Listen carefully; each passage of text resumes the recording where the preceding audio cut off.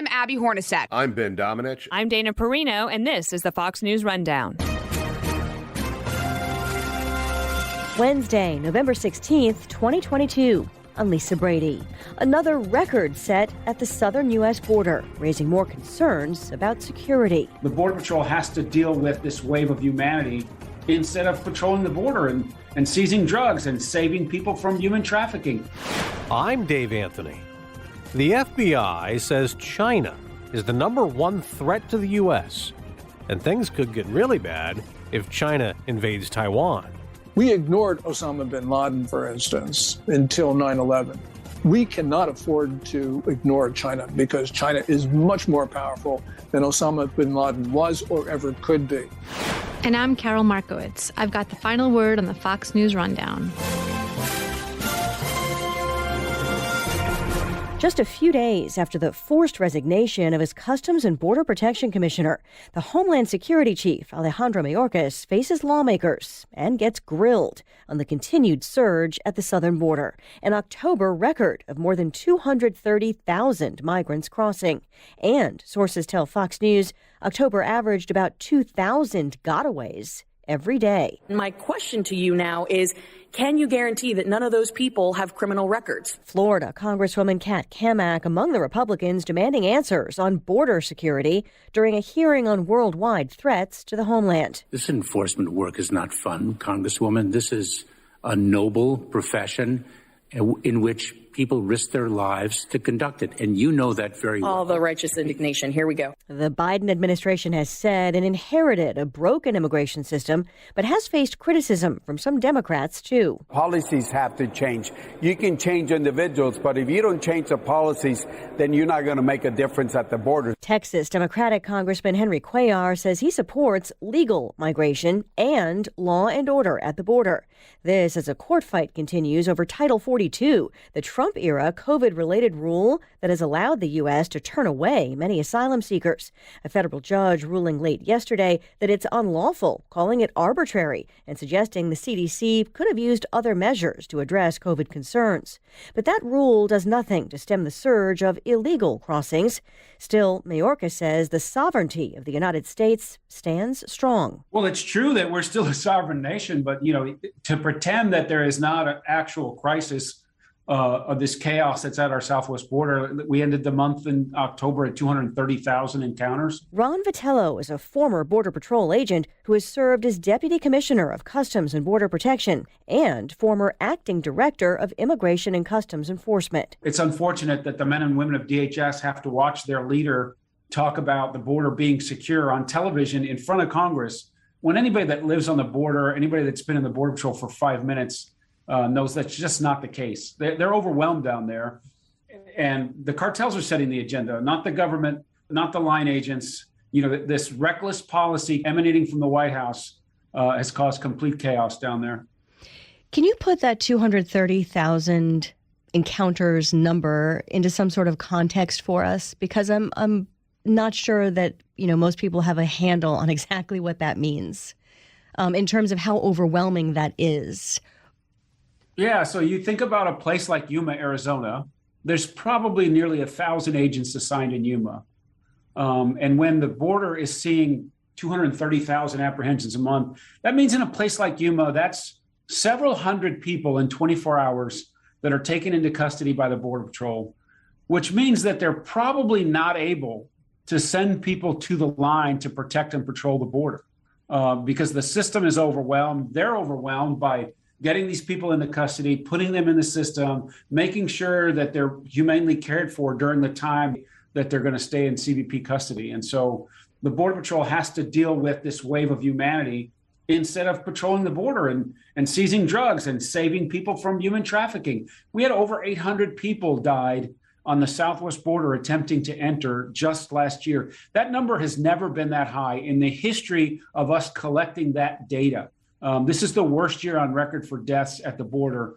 And what people who live in those communities know is those are only the bodies that have been found by authorities. That doesn't account for the, maybe hundreds more who are out in the desert somewhere. It won't be found for years.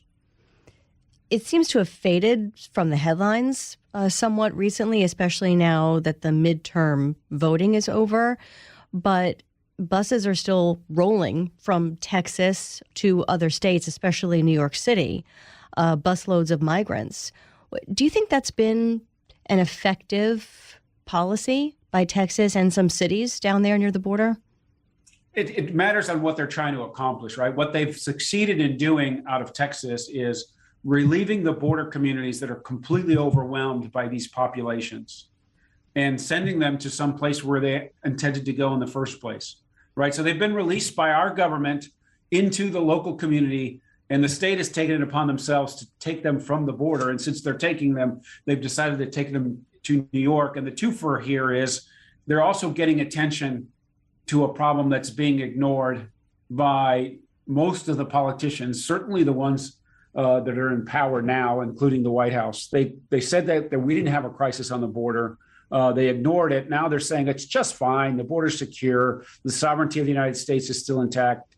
It's nonsense. They've created a policy regime that is encouraging people from all over the world to come to the border and to come now, because many of them won't even be encountered by CBP. They will not be arrested. They will not be encountered by law enforcement. And many of those who are taken into custody are going to be released. Is it also maybe the labor shortage in the U.S. that's driving this surge? Because it's no secret, we've got, 11 million or so open jobs. The economy always is a factor as it relates to the pull from these places. But this surge and the magnitude of it is more than just the economy. And it's really sad, that everybody wants a better life. Many of us have an immigrant story in our background. Our parents or our grandparents, or maybe even further back, people came from all over the world to make a life here. And some of the people that are in the pipeline now have that sentiment. But along the way, they get abused, they get hurt in dramatic ways. People die. We saw what happened in San Antonio with that tractor trailer rig. It's a dangerous journey. Many of the people who come here, or many people in the pipeline, will be picked off by human traffickers and smugglers. They'll be forced to do things that they never intended to do. And some of them are going to come to the United States, fleeing violence in their own hometowns, and be picked off by the very gangs that they were trying to leave home to get away from. This is an endless supply of recruits for the cartels and for the organized crime gangs that are unfortunately in some of our urban centers. I wanted to ask you about the vetting process, because Republicans are, raising concern about the criminal records of some illegal immigrants and whether proper vetting is happening. How does that process work, and how different is it from the previous administration? Well, I think the vetting for this population is, there's been some times during this surge where, people were released at the border without a notice to appear in immigration court. They were given a notice to report at the nearest ICE office once they got into wherever destination that they were going to. But generally, in most cases, when people are taken into custody by the Border Patrol, they're vetted against U.S. holdings. What that means is their biographic and biometric information is checked against databases in the United States. So if they are wanted, if they have a criminal record or have a previous immigration record, it will show up in the context of that arrest. And in some cases, they'll be adjudicated. If they're wanted, they'll be turned over to the local authorities that want them. And with the number last year of over 600,000 people of what the agency calls known gotaways, you have to believe that some of those people evaded arrest, not just because of the volume and the chaos at the border, but because they didn't want to be found by law enforcement. Secretary Mayorkas is denying reports that he might step down soon. How much would that actually help or change anything, though? Because any replacement would still be implementing the same policies under the current administration, right? It's a very good point. The policy is what's driving this chaos. Obviously, the secretary has a responsibility to execute on behalf, and he serves at the pleasure of the president. And so if they change the secretary and don't change the policy, then we're not going to see a lot of difference at the border. Some Republicans also argue the ousted head of Customs and Border Protection is being used as a scapegoat. How much discretion does CPB have in the way that it operates? Chris Magnus, the former commissioner who just resigned, had the ability to fix what was going on at the border and didn't, that's a dereliction of his duty. But what I suspect is happening is that this policy is being driven by the White House, and them making him a scapegoat for that. I don't know. I'm a little dubious about it, right? He's a former law enforcement officer. I think he was hired for reasons that are very unclear, but one of the points in his resume that attracted him to the White House was, he made some statements about the previous immigration policies of the previous president, and he wrote some op-eds, and he was on the record saying he didn't want local law enforcement authorities cooperating with ICE at the detriment of the city he served in Tucson. And so I think that's why he was there. He was a law enforcement officer. He knows what happens in the context of law enforcement. If you don't enforce laws, or if there's no effective enforcement at the border, what will happen? Well, you just get more law breaking. And so I think that might be part of the calculus of why he's not going to be around anymore, why they asked for his resignation and he left. In a Washington where Republicans control the House, but not the Senate or the White House, what could possibly change beginning in January, be it more resources or policies getting tweaked or maybe nothing? Well, we all know how a bill becomes a law from the Schoolhouse Rock song, right? So you have to have both houses of Congress and a president willing to sign a bill that's put up that would effectively change policy or change the way the enforcement works at the border. The margins are not thick enough to override a veto. So if this president is dedicated to an open border, I'm not sure the House can change it using their legislative power. But they do have the power of appropriations, right? The so-called power of the purse. And then they have an oversight responsibility. And so a hearing in the oversight and reform or in the judiciary with the Republicans in control of the questioning, that matters, right? The agencies are going to have to respond to that. One other thing I wanted to ask you, because the White House has said consistently that they want to address the root causes of this migration. There were new numbers released this week showing the biggest migration of Cubans since 1980, replacing Venezuelans, at least for now, as the second largest group coming over the southern border. Does that surprise you? Is this something that regularly changes during any administration? Well, all of the numbers ebb and flow, and we've seen the changes here. It was largely the Northern Triangle. We saw the large influx of Haitians in the Del Rio last September. Then people from Venezuela took the lead as far as the demographics, and now it's Cuba. So I'm not surprised because that's a very, fluid number, and there's lots of factors that play in. But the root cause here for the magnitude of the migration that we're seeing is the change in policy. Previously, those people would have been sent back or allowed to wait in Mexico for their hearing under the MPP. Before that, they would have been detained, back, several years ago when the courts allowed for that. And so, it's important for us to have relationships in the hemisphere and in some of these sending countries, if it's possible, to have agreements for repatriation and for helping governance and foreign aid and those kinds of things. But that's not going to stop this flow. What's going to stop this flow is holding people to account for breaking the law. And this administration seems unwilling to do that. Former acting ICE Director Ron Vitiello, thank you so much for your time. Appreciate it. Thank you.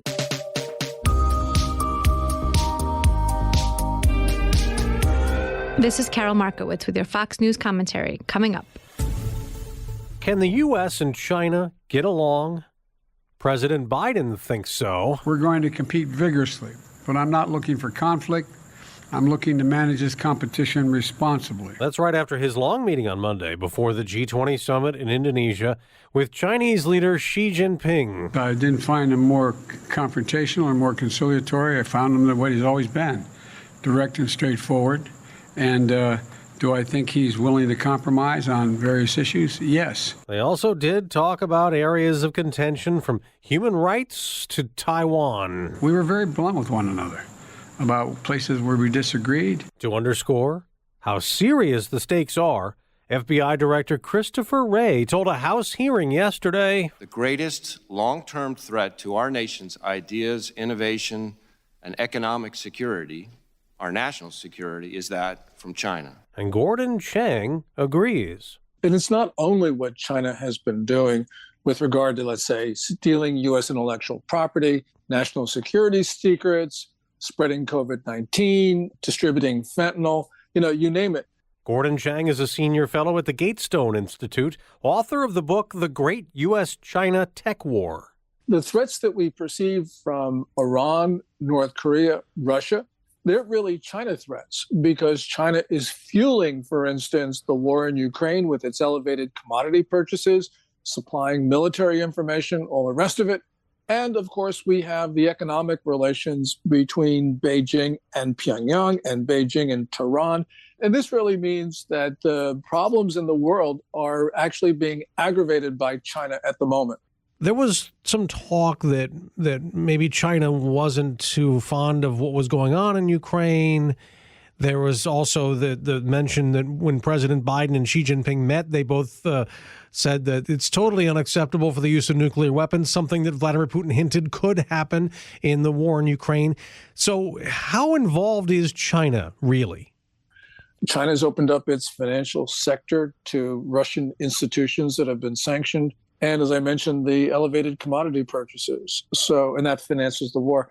So you put it all together, Beijing is behind Vladimir Putin. I know that there is reporting in the FT, Financial Times, that Chinese officials were taken by surprise by the invasion, that Vladimir Putin didn't tell Xi Jinping about the war. But the problem with that narrative is that since then, Beijing has gone all in. That's a reality we have to recognize. One other thing, Dave. Yeah, it's great that China recently has been saying that Putin shouldn't be using nuclear weapons. But China itself has been making threats, especially last year and this year, about the first use of its nuclear weapons. So this is not just a Russia problem. This is a China problem. How big is the Chinese arsenal? There's disagreement on that. There's a belief that China has now maybe 400 or 500 warheads. Some people believe it's bigger than that. That is substantial because the United States and the Russian Federation, pursuant to the New START Treaty, which was just extended, have limited themselves to 1,550 deployed warheads each. But China will have somewhere in the neighborhood, maybe of 3,000 or 4,000 warheads in the next, let's say, half decade. That would make it the biggest deployed arsenal in the world. When President Biden had his meeting, it was over 3 hours. He said they've talked bluntly, but they're trying to find ways to work together. There was a piece in the New York Times that said there were positive noises after talks and that there was offering a glimmer of hope, even though deep divisions remained. Do you agree that there was some glimmer of hope that came out of the meeting? Well, I mean, you can always say there's a glimmer, but to be realistic, no. And the reason is that President Biden announced at his post-summit press conference that there would be working groups between Chinese and American officials, and that Biden was sending his Secretary of State, Antony Blinken, to Beijing. The problem here, Dave, is that we're talking to China. And most Americans would say that's a good sign. That's a glimmer. The problem is, as we talk, China continues unacceptable conduct. And we, as the process of dialogue continues, do not impose costs. Don't we have costs on China? Don't we have tariffs that President Trump put in place that are still there? Yeah, the Section 301 tariffs that were put in place in 2018 are still there largely, although the Biden administration has been granting waivers, as the Trump administration did, by the way. And China is still stealing our stuff. But Biden himself has been giving signals to American companies to keep their factories in China. So that's not a good thing. Well, we have given over the decades a lot of our manufacturing to China in all kinds of industry, including medicine. And I know people said with COVID, they wanted to rethink that. Is that possible? Can we undo any of that or enough of that to make a difference? Well, we did it, so we can obviously undo it. And I think that we absolutely have to undo it. Remember, in the first months of the coronavirus epidemic, China threatened to cut off the supply of pharmaceuticals to us. And it actually did stop the flow of protective equipment to us. It nationalized an American factory in China making N95 masks. So, yeah, we have to introduce the element of security in it. And that's why, Dave, I thought the CHIPS Act was a good idea. Now, the Wall Street Journal made an excellent case saying, well, this will be economically inefficient. And yes, they're absolutely 100% right. But that's completely beside the point. We need to have on American soil American chip-making capability because we can't rely on China. We can't rely on our friends. One company in Taiwan, TSMC, Taiwan Semiconductor Manufacturing Company, makes 92% of the world's made-to-order chips. In other words, the most sophisticated chips.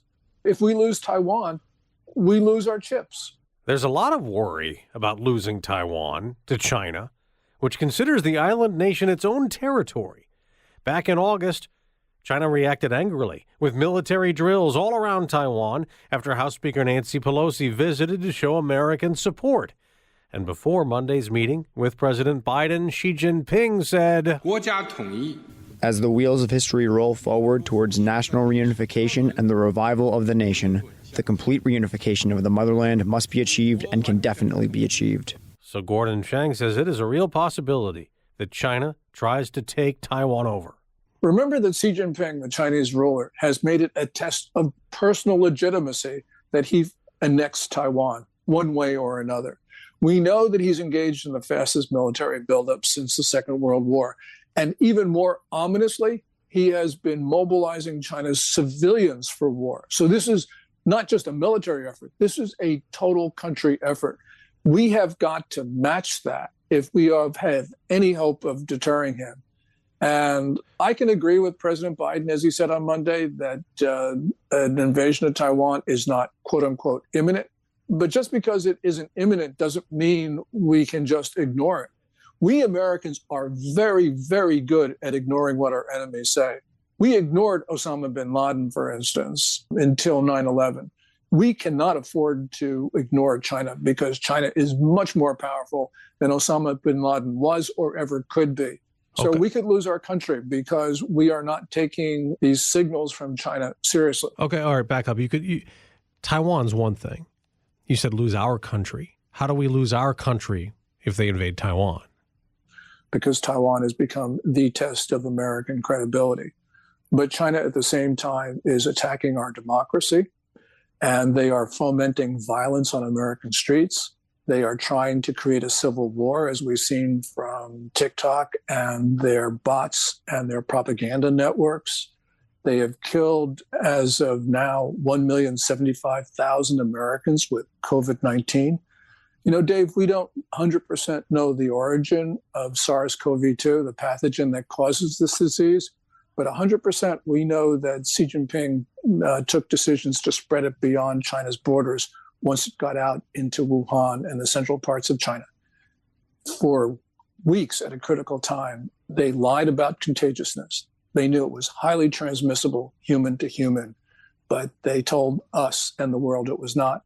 And while they were locking down their own country, they were pressuring us and others to take arrivals from China without restrictions. We can lose our country because we're not defending ourselves. We do not understand the nature of the challenge and the attacks from China. And because of that, it is entirely possible. China's doing this because they believe that the Communist Party will not be secure as long as the United States exists. This is a zero-sum competition. And because of that, this is a multi-decade effort to take down our government. And we may think that, we're so strong, that can't happen. But yes, it can happen, especially because we are not protecting our society. So Taiwan is vital if they were to invade. Do you agree when President Biden said a couple of times, the White House seemed to walk it back, that the U.S. would come to Taiwan's defense more so than we did for Ukraine? We would actually be there with our troops. President Biden said that 4 times in public, and 4 times the White House and the State Department and the Defense Department walked his comments back. And that causes the confusion, and that leads, I think, Xi Jinping to believe that the Biden administration is in disarray. But I do believe that President Biden got it right when he said the United States will defend Taiwan, because we have critical national security interests there. And it's not just computer chips, although, of course, that's important. But it's other things. So, as I mentioned, after the fall of Afghanistan, the chaotic withdrawal, after the failure to deter Vladimir Putin in Ukraine, then Taiwan has become the test of credibility of the United States. And we're not going to have allies if they don't think we're going to honor our agreements. Now, we do not have a formal military treaty with Taiwan, but I think that is a practical matter. We have made it clear that we will defend Taiwan. And if we don't, that makes it very difficult for other countries to deal with us. And we cannot allow the Chinese to absorb any democracy, especially one as important as Taiwan. So Taiwan's future and our future are inextricably linked. And I believe that defending Taiwan is defending America. Gordon Chang, Gatestone Institute Senior Fellow, of course, an expert on China and North Korea, author of The Great U.S.-China Tech War. Great to talk to you. Thanks so much. Thank you, Dave. I really appreciate it.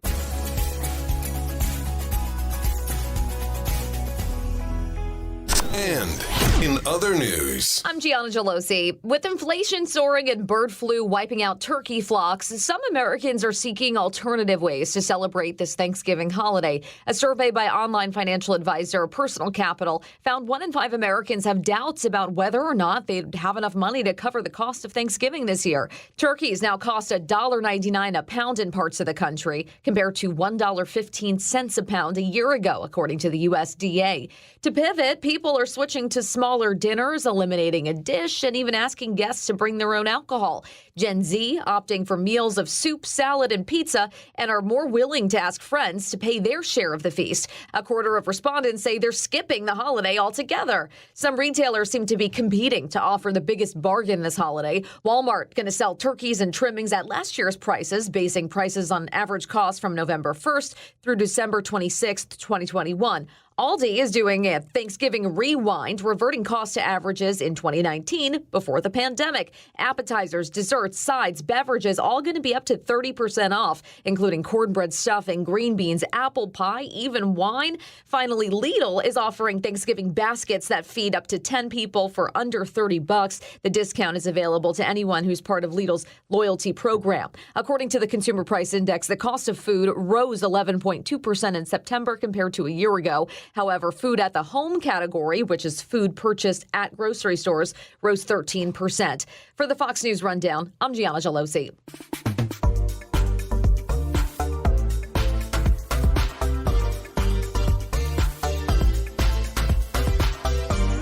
listen to the all-new Bret Baier podcast featuring Common Ground, in-depth talks with lawmakers from opposite sides of the aisle, along with all your Bret Baier favorites like his all-star panel and much more. Available now at foxnewspodcasts.com or wherever you get your podcasts. Rate and review the Fox News Rundown on Apple Podcasts or wherever you listen.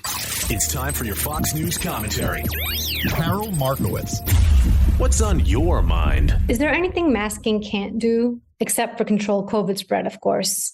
A new study in the New England Journal of Medicine purports to show that mask policies in schools work to contain COVID. But that's not all. The authors conclude, quote, "We believe that universal masking may be especially useful for mitigating effects of structural racism in schools, including potential deepening of educational inequities," end quote. Sure, masks help fix structural racism. Why not? And the next study will show masking fights climate change. No, what this study shows is that much of the medical establishment continues to be intensely woke and deeply dishonest because of it. Just as the experts told us gathering in crowds wasn't okay in spring of 2020, but just weeks later protesting for Black Lives Matter somehow was. The dishonesty is going to hurt us for a long time. As for this study specifically, it does not prove what the authors intended to. It's just the latest in a push by agenda-driven scientists and the media who love them to get people back in masks. The study centers on 2 Massachusetts school districts that didn't remove their mask mandates as soon as the state allowed, in March 2022, but kept them until June.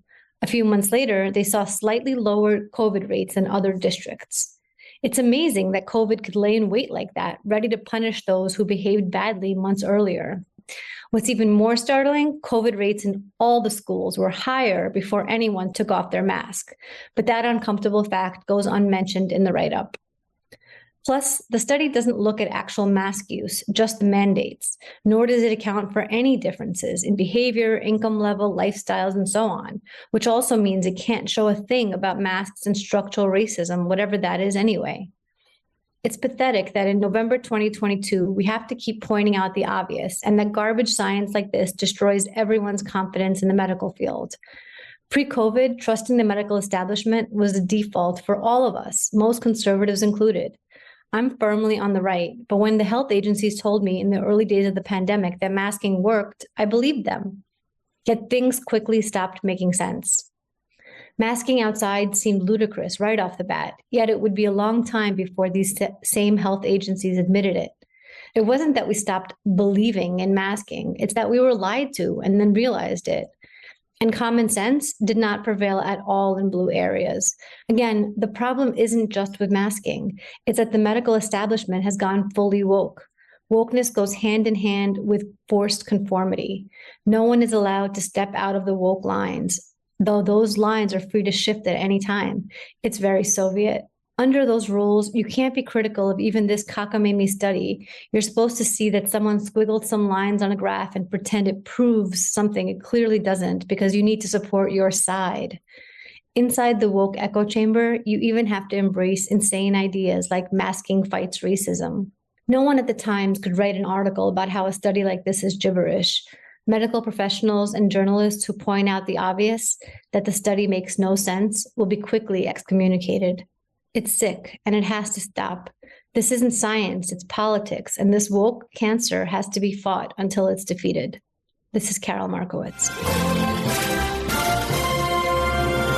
You've been listening to the Fox News Rundown. And now, stay up to date by subscribing to this podcast at foxnewspodcasts.com. Listen ad-free on Fox News Podcasts Plus on Apple Podcasts. And Prime members can listen to the show ad-free on Amazon Music. And for up-to-the-minute news, go to foxnews.com. Coming November 21st, Fox News Rewind Financial Crisis 08. A look back at the biggest financial crisis since the Great Depression. The market is not functioning properly. Subscribe now at foxnewspodcasts.com.